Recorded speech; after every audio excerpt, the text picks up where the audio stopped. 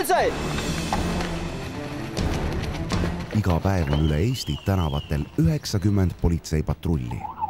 Nende meeste ja naiste ülesandeks on tagada, et kõik teised inimesed saavad elada rahulikult ja turvaliselt. Saatesari Patrull toob igal nädalal vaatajate ette 2 erineva politseipatrulli töö 12-tunnise vahetuse jooksul.